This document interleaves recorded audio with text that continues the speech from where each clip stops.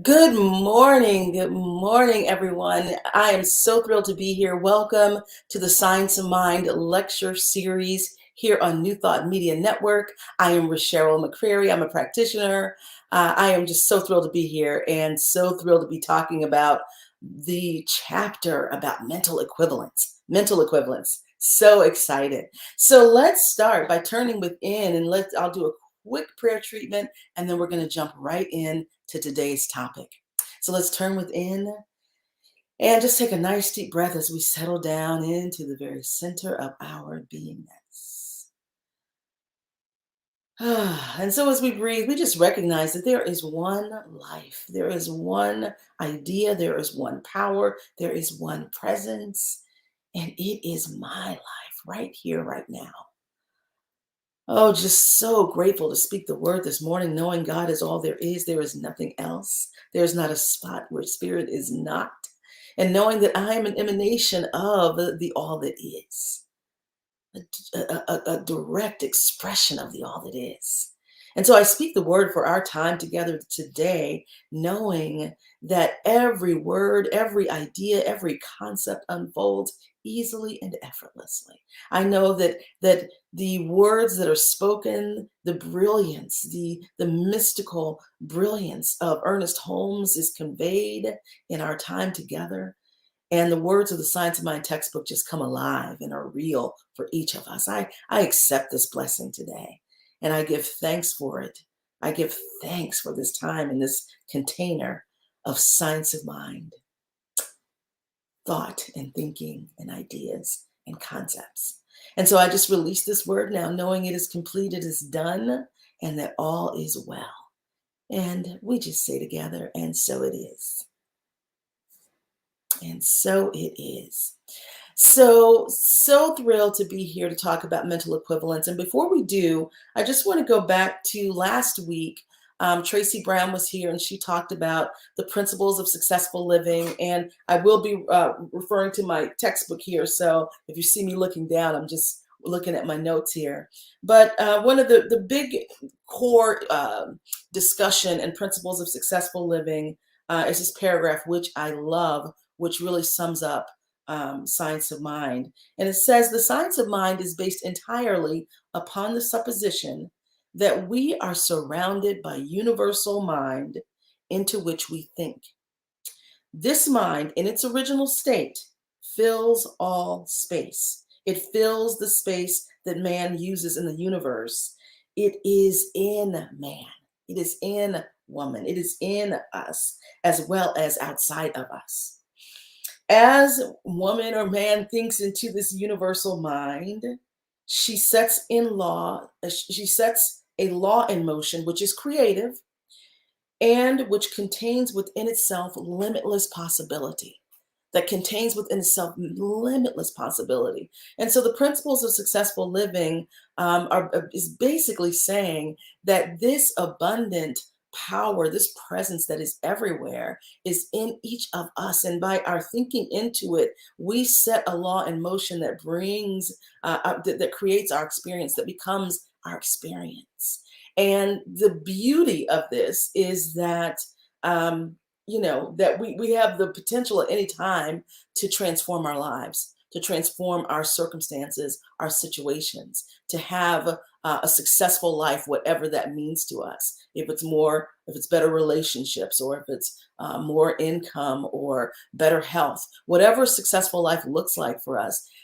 This teaching says that we absolutely can co-create that we have the power of spirit within us, that actually the law that responds to our impress of thought, that brings into manifestation or into, we call it demonstration, that which we desire. And so that is that is the core and foundational teaching of science of mind.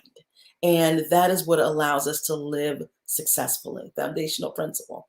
And I love that principle because it really also brings us right into the next chapter, which is the law of mental equivalence. Mental equivalence, and that's chapter 17 if you're following along.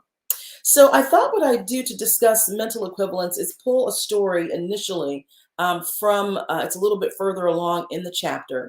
And there's a story that Ernest Holmes shares. I updated it a little bit for 2021. So here's the story that he shares. So there are four women, and each of these women makes a certain amount of money. So there's woman A, woman B, woman C, woman D. So woman A makes about $15,000 a year on her job. Woman B makes about $50,000 a year on her job. Woman C makes about $75,000 a year. And woman D makes $100,000 a year. Okay.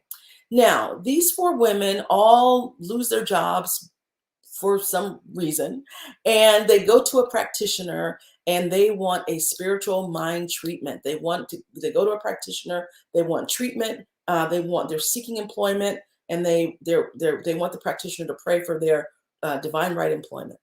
So, what happens at that point is the practitioner begins to take the thought that there is nothing but activity, right? So there's no inactivity happening in these women finding new work. The practitioner heals the belief in inactivity and declares that each woman is divinely active, divinely occupied, divinely compensated without question.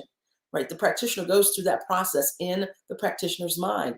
And by doing so, the practitioner has set the law in motion, which will produce something for these four women. So let's suppose that the practitioner's treatment is effective, it is good, and each woman finds a position. Now, it's very likely that woman A, who was making $15,000 a year, will find a job for $15,000 a year. Woman B, who was making $50,000 a year, will likely find a job for $50,000 a year. Woman C, $75,000 a year before, probably about the same amount she'll be making in her new role. And woman D, who was making $100,000 a year, will likely find a job for that same amount of salary.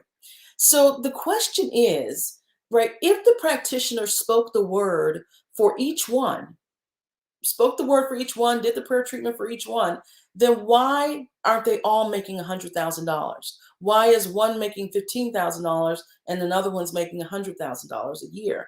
And that is that question summons up exactly what the definition of mental equivalence is, which is the law says we can only have what we can take. Right? The practitioner's word is spoken for each individual, but each individual could only receive her fill. Only receive her fill. Each individual could only receive her mental capacity to comprehend. So Ernest Holmes says, something like if you have a pint dipper, I'm going to I'm going to go a little off the book here, but basically, if you have a pint dipper and go to the ocean, you'll get a pint's worth. If you have a gallon bucket, you'll get a gallon's worth of water. If you have a bathtub, you'll get a bathtub size, right? It's all, if that dipper is your consciousness, your capacity to receive, that's what the law is exact. That is what you will get. And so each person in this scenario, in this story, which, again, I updated it for 2021, but each person attracted to him or herself, or attracted to herself in this case, out of the universal good, that which she could comprehend. In the book, it says, water will reach its own level by its own weight without effort. So the treatment will level itself in the objective world at the level of the subjective thought and realization which projects and receives it. So what all that means is basically water seeks its own level. Water seeks its own level. What that means basically is that whatever you have a consciousness for or can receive or receptive to, that is what you will receive. And the really great thing about this is that you're not ever stuck, right? So the person, and I'm just using this example from the textbook, but the person who was making $15,000 a year is not stuck. Right in that moment, that's where her consciousness is. That's where she demonstrated at, but it doesn't mean that she stays there. The beautiful part of this teaching and about the truth is that we have the power to shift and to change at any point in time. At any point in time. And that is a powerful thing. So no one is ever stuck in illness or stuck in lack or stuck in limitation. We're always evolving. We're always growing.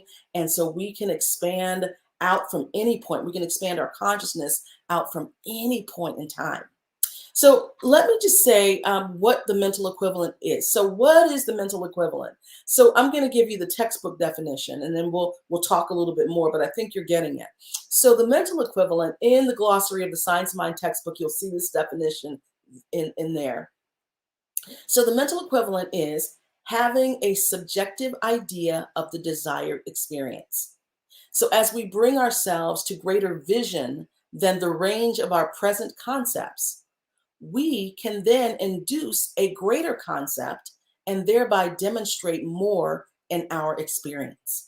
Right? So it's exactly what I was saying before, that we're not frozen in time. This is not a static teaching. This is a dynamic, living, breathing teaching. God is living, breathing, unfolding always, right? So as we have a greater vision, as we have a greater capacity, as we have a greater acceptance or receptivity, we can then induce a greater concept and demonstrate more in our experience. So when we have a greater capacity for, I'll use the A, B, C, and D examples I used before. So when we have a greater capacity for our earning power or for our salary, then we demonstrate more.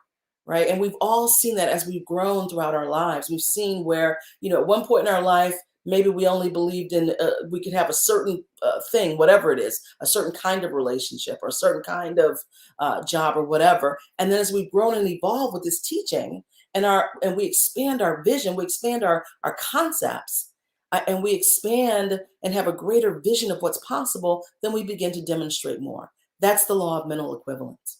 Ernest Holmes also says that the law of mental equivalence means that everything that is consciously and unconsciously embodied in our thinking tends to radiate an atmosphere which automatically attracts to itself that which is like itself, right? So everything that is consciously and unconsciously, and sometimes the unconsciously is the thing that trips us up, right? But it's both of these things, what we consciously and unconsciously embody in our thinking radiates an atmosphere that automatically attracts to itself that which is like itself, right? And it's so important to remember that unconsciously embodied piece, because that can be the most powerful, right? We already know consciously what we think. We already know consciously what we believe, right? But it's the unconscious embodiment that can that also helps create that atmosphere that either brings to us what we want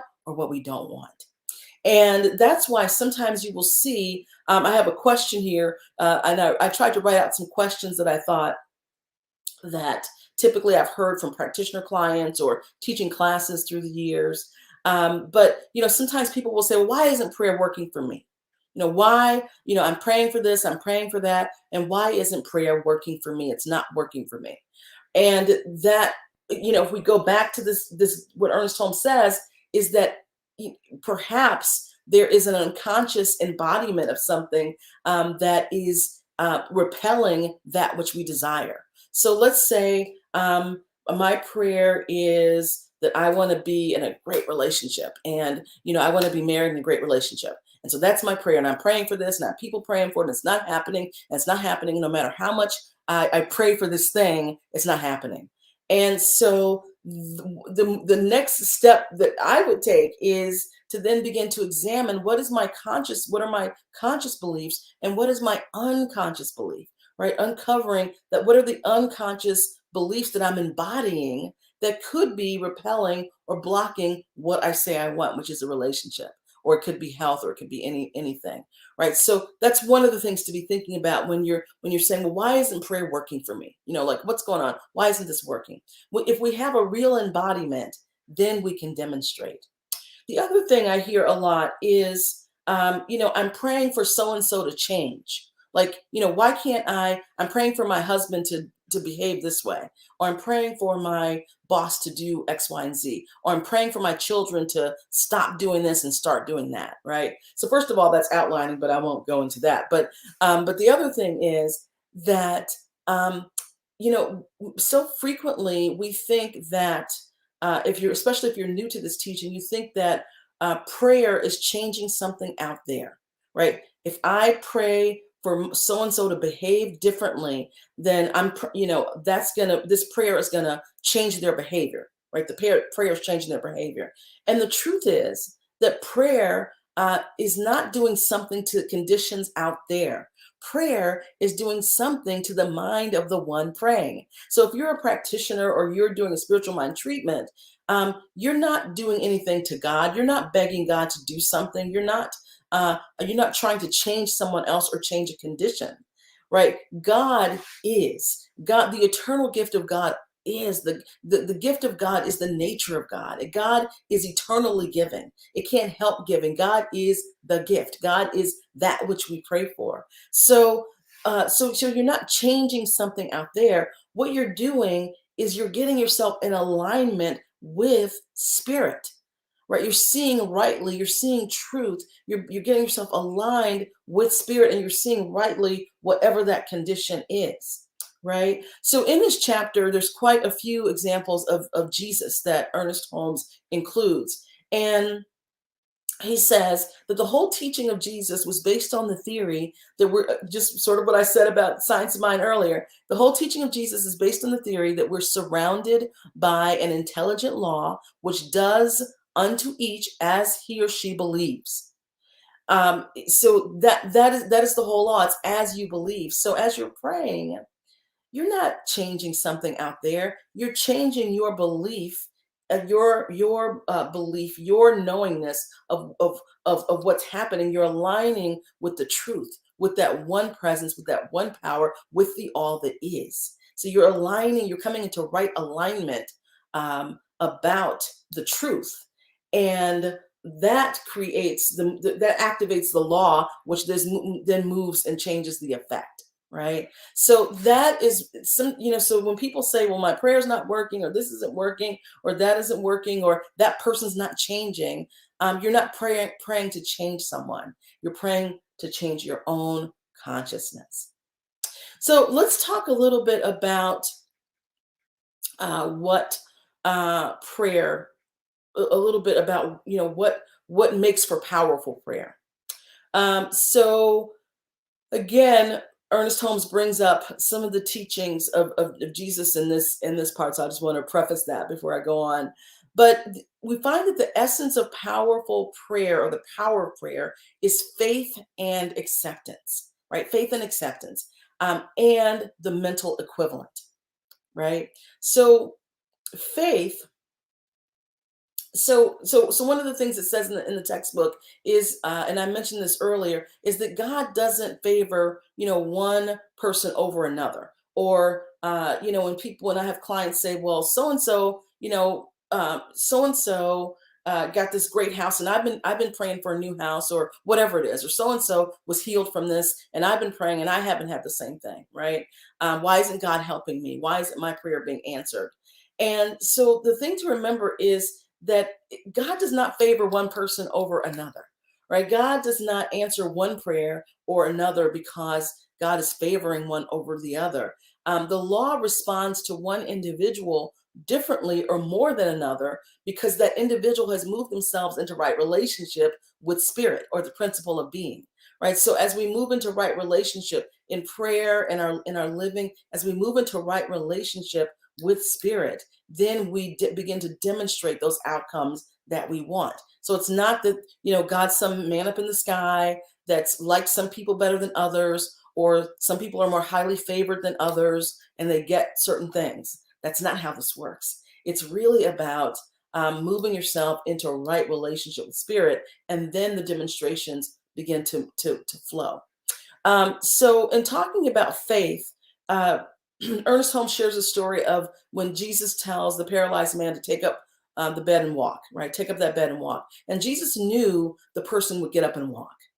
He knew the person would get up and walk. So he not only believed that there was something that would respond to him, but he also had an equivalent of the response, right? Faith touches the principle which responds, right? So when Jesus told the man to get up and walk, he already knew that was going to happen. He already had faith that was going to happen. He had faith that principle would be activated, and that the person and the man would get up and walk.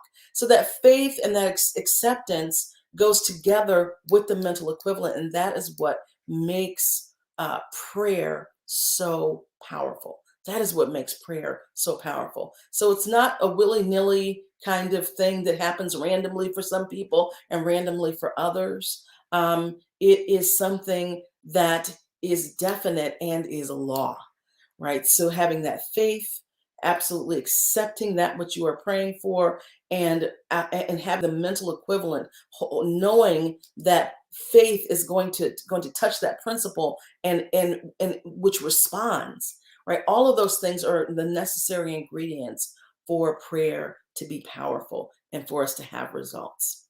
So I'm going to move away from my notes and see, do we have some questions? Because I have some other questions I have here as well. So Reverend Elzia, faith is a mental attitude which is so convinced of its own idea, which so completely accepts it, that any contradiction is unthinkable and impossible.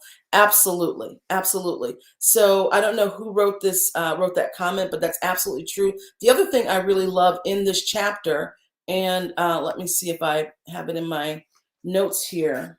The other thing I love in this chapter is there's one line about faith is substance, right? So hang on one second. And if someone else out there has this particular one, that would be great, because I don't think I highlighted it. But I love, there's a statement that faith is substance, right? Faith is substance. And then there's something else that says, so I'll look for that as we're talking. Any other questions or comments? To compare is to despair. We get what we need to learn. We get what we need to learn the lessons for our growth. Sometimes not getting what we want helps us get what we need. Absolutely, absolutely. So there is, there is divine timing. There is divine timing. There is, so many times we'll ask why. Some things are unknowable. Right? There is a mystery. There's a divine mystery as to when and how certain things unfold. And absolutely, the delay, the process could be preparing us for the thing that we say we want, right? So if we want that divine, beautiful relationship or whatever it is, I'm just coming up with things that people typically want to demonstrate. But when we want those things and we're praying for those things and we're creating the mental equivalent for them, we are also being prepared for that which we desire. And that takes time. We're in a time-space continuum where it will take time for us to grow into that big leadership role that we say we want. Or it may take time and some experiences and some elbow grease and some dues paying, and some, it may take some time for us to be ready for that thing that we're praying. And divine intelligence knows better than we do. So sometimes you're absolutely right. The delay could be absolutely that, we need a little time to get prepared for that which we say we want. Great. Do we have any other questions coming up? I see 2 questions here. I was healed by a medicine man when I was a child. My mother told me she had summoned a medicine man and translated to me as help is coming. All the medicine man had to do was touch me. That is beautiful. That is beautiful. So this instantaneous healing that happened for you it reminds me of touching the hem of the garment, right? Touching and leaning into that consciousness, aligning ourselves with the consciousness of healing, right? And having that demonstration happen immediately once we get aligned with the consciousness of healing, wholeness. Is it wholeness is the perception of healing? But once we get aligned with that consciousness of wholeness, then that healing happens automatically. We touch the hem of the garment, touching that divine consciousness, that wholeness. Beautiful, beautiful. So, one of the other questions that comes up a lot with mental equivalence is, so how do I change my mental equivalent, right? How do I change my mental equivalent? And that's such a great question. And we already know the answer to that, to that question. The beautiful thing is that your mental equivalent can change, it can expand, as I said earlier. And we do that by expanding our vision, our receptivity, our acceptance of what is possible by expanding that. So, how do we do that? So, we do that through our spiritual practice, through our meditation practice on a daily basis, our meditating and really sitting in the silence where we can be receptive to spirit, not going to spirit for something, but just sitting and being receptive and open, and being in communion, in right relationship with spirit. So meditation is one way. Visioning is another way, right? So pure visioning, where you are it's a form of meditation where you're sitting in a receptive state and really asking spirit to show you its highest idea of whatever, of your relationship, your job, your home, your purpose for your life, whatever it is, right? So you can use visioning, which is a form of meditation, to really invite in what's the highest idea that God has, that spirit has for your life. And that begins to expand, because through that visioning process, there can be things that come through or become aware to you, or become conscious for you, that you would have never thought of, right? And that helps expand your awareness and your consciousness.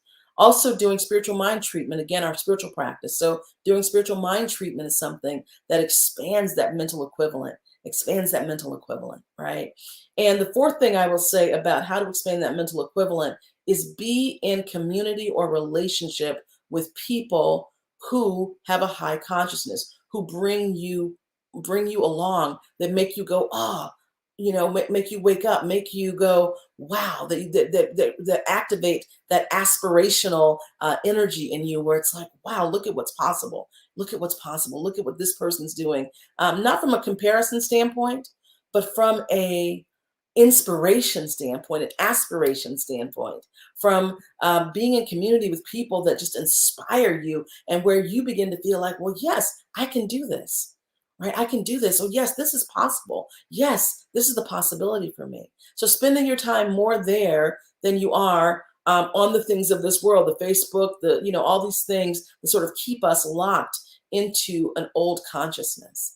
So there's one other thing I want to say as an addendum to that. But Rev Z, are there any more questions? Um, so while we wait, one thing I just want to underscore, belief is a necessary component. It is done unto us as we believe. Absolutely. Absolutely. Belief it is done unto us as we believe, and we expand our ability to believe what is possible through our spiritual practice. There was something else I was going to say. There is, that thought just lost me. I just lost that thought. There was something else I was going to say about this concept, but anyway, the thought is gone now. So absolutely, it is done unto you as you believe, right? As you believe, and you can expand that belief through your spiritual practice, and expand your capacity through spiritual practice, and being in community with people who are also doing it. Here's what I was going to say. So one thing that I have a Facebook group that I do prayer with Monday through Friday, and one of the things I say to them, and I'll say to you and share with you, is, you can want to change something in your life, or you can come and be in this prayer group for 30 minutes on Monday through Friday. But your consciousness is built by what you're doing for the other 23 and a half hours, right? So you can go to church on Sunday. You can be high in church. You can be high in the prayer meeting or in the prayer session. But what are you doing for the rest of the hours that you're not in church? For the 6.9 days that you're not in church, or what are you doing for the 23.5 hours? Because if you're involved in things that are locking you into this world, then it becomes very difficult to have an expanded consciousness. If you're, looking at a lot of toxic television, right? Toxic TV, the news, which is designed to be toxic and dramatic and traumatic, because that's what sells. If you're watching the news, if you're arguing with people on Facebook, if you're, in negative conversations, if you're involved in those things that really bring you down, then it becomes harder and harder to expand your concept, right? It becomes harder and harder to expand your vision. And so, yes, you want to do your spiritual practice, but that is something that happens all day, every day. It's how you live. That's how your consciousness is built. It's how you live. So just, coming into prayer for 30 minutes and then the rest of the day, you're sort of swirling the drain of toxic stuff going on in our world. It becomes harder and harder to have a new mental equivalent or an expanded one, and for you to really have the life that you want, not to mention help create the world that we all want. So, any other questions? And I'm trying to see where our time is here, Reverend Z. If you have anything else, and because I have a ton of stuff here, I can keep going. So, Rev Z, I'll let you put something else up there. So, we talked about how you can change your mental equivalent. The other thing, and one thing I want to add to that is uh, the good news is the law is not personal. It works, it works for everyone. It responds to your thought. That's the good news. And also it's the not so good news, right? Because if the law responds, it is impersonal and it's done unto you as you believe, consciously or unconsciously. So there's good news in that, and that you can change things. And there's not so good news in that when you're having effects that you don't want to be having. And so I want to just remind everyone that what you're experiencing right now, the life you're living right now, the things that are in your world right now are the result of past consciousness, right? They're the result of your past mental equivalent, of your past beliefs. What you're experiencing right now, the good, the not so good, the incredible, the not so incredible, is a result of past consciousness. So the beautiful thing is that the point of power is in the present moment. It's right now. So you can change at any moment by beginning to do those practices that we talked about. And there's even more things. So I just want to make sure everyone really gets that what you're experiencing now, that's old news that's manifest right now. And what you're doing right now will become what you experience later. So that's the powerful thing. What you're doing right now will become what you experience later. Never let anything cause you to doubt your ability to demonstrate the truth. Yes, conceive of your word as being the thing. See the desire as already accomplished, never doubt. Absolute science of mind textbook. And I love in this chapter, one of my favorite quotes of all time is uh, in alignment with what you just brought up there. But one of my favorite quotes is, to desert the truth in the hour of need is to prove that we do not know the truth, right? To desert the truth in the hour of need is to prove that we don't know the truth.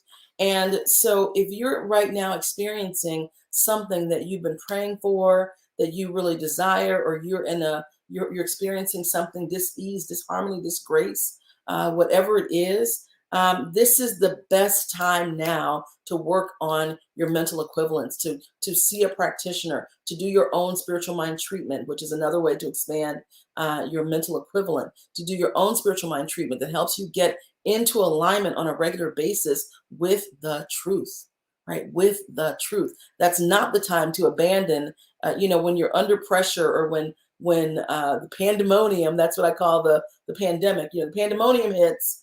That's not the time to abandon the truth, because if you do, it just shows that you don't really know the truth. And the great thing is you can always get back on the horse, or you can always get back. You can always get back in the saddle and get going in your spiritual practice. So great. So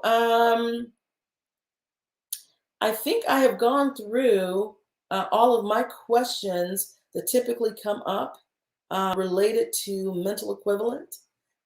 Is there any other questions out there on your end, Rev Z? Any other questions about the mental equivalent? Anything I did not cover? Anything coming up about this? Okay, I don't see anything else coming up about this. So the last thing I'll say about mental equivalent is The reason I love this topic is because it is so empowering. It is so um, life affirming. It is so much telling us that at any moment in time, we can change the game. At any moment in time, we can change our lives, that we live in a world of limitless opportunity and possibility. So frequently I hear people say, I'm on a fixed income, or I'm on a fixed this, or I have, I'm getting older, or in a lot of our communities, people are retired and I'm getting older, or I don't have as many opportunities. And, all of that is sort of that what they call a fixed mindset, which is sort of, it's just locked into what the subjective experience has been and not open, can't take in anymore. And the beautiful thing about mental equivalent is that it blows that all up, right? It blows that all up. If you believe that you have a fixed income and it only comes from this one source, that will be your experience. If you believe that after a certain age, you don't have opportunities as frequently, that will be your experience. But the truth is that there is no such thing as a fixed income, because God is source. God is all there is. God is infinite, indestructible, inexhaustible. So aligning yourself with that power, with that presence, then unlocks all kinds of possibilities, infinite ways for you to have abundance in your income, or abundance in livelihood. Similarly, uh, one of the things that I say all the time is I have more and more opportunities. So I'm a business owner. And one of the things I say all the time is that, the older I get, the more opportunities I get. I always have opportunities. Opportunities fall into my lap every second. Like, that is my mantra. I know this. I'm not just saying this. I believe it. I don't just believe it. I have faith in it. I know it, right? I know that this is true. And that is absolutely my experience. No matter what, I have abundant opportunities at any given time, where I get offers, where, all kinds of things come in. And I keep affirming that. I keep affirming that. And that is the truth of my experience. And so I want to offer that to you, wherever you feel like in your life you have gotten into a fixed mindset. And the world supports us in this. The world says, the older you get, the less this is going to happen. The older you get, the less health you're going to have. The older you get, this is going to happen. Or it says, if you're a woman, you're only going to be able to do this. And if you're a person of color, then only this can happen, right? Whatever the fixed mindset is, that right now is operating for you in any area of your life, know that you can change it. Know that it's really a matter of expanding your mental equivalent, and you will have a different outcome. And it doesn't happen instantaneously. Sometimes it does happen instantaneously, and sometimes it takes time, just like with anything else. I always say that, spiritual practice and this work and science of mind is not sexy. It's like working with a personal trainer or going to the gym, right? You go in there, you lift the weights, and you lift the weights, and you do your reps, and you do your reps, and it's really boring, and you do your reps, and you do your reps. And then one day, boom, you put on that swimsuit and it fits. That's exactly what this is. I say this all the time in spiritual practice, and in my secular business. I'm an executive leadership coach. I say the exact same thing to my clients, right? This is not sexy work. This is doing the reps until you get the result that you want, right? And when you're in the gym working out, you're not going, you don't go in, you haven't worked out in in 5 years, and you go into the gym and do a few reps and then go, oh my God, this is never going to work. I don't know why. I keep doing my reps and I can't wear my swimsuit. Like, you don't do that, right? You just go in and you keep doing your work, keep doing your work, keep doing your work. And then at some point you get that result. It's the same thing here. Exact same thing here. So thank you so much for joining me for this session on mental equivalence. I hope it was helpful to you. And next week, we will have Reverend Z talking about the law of attraction. The law of attraction is coming next week with Reverend Elzia Saku. So be sure to be here next week to do that. And if you enjoy this teaching, I really encourage you to donate, to hit the donate button. It's rolling across the screen now, how you can donate and where to send that. So I really encourage you to donate to the New Thought Media Network that is doing incredible work to get new thought principles, new thought teaching, new thought ideas, and the science of mind out to the world, which is so necessary in in with the world, which really needs us. So thank you so much for joining me. Big shout out to Reverend Robert Brzezinski, who is the founder and leader of New Thought Media Network. Thank you so much for having me. Reverend Elzia Saku, thank you so much for producing me today. And thank you so much for being here, everyone. I'm RasherylMcCreary, practitioner. And I'll do a closing benediction, and then we will be on our way. I'm so glad to have been here with you today. So let's turn within. Oh, just knowing and knowing and knowing and knowing right here, right now. God is all there is, everywhere, present, powerful. Oh, and I'm just knowing in this moment that we are so blessed by all that unfolded here today. We are so blessed by our awareness and understanding and practice and use and expansion of the mental equivalent, and so fed by the teachings of the science of mind. I am so grateful for this time and so grateful for this container of truth, and so grateful to be here with each and every soul and individual. And so I know we just leave this place in this space and we are lifted, we are guided, we're directed in all ways. And I give thanks for this. I let it go. And I say, and so it is. And so it is. Okay, have a wonderful, wonderful day.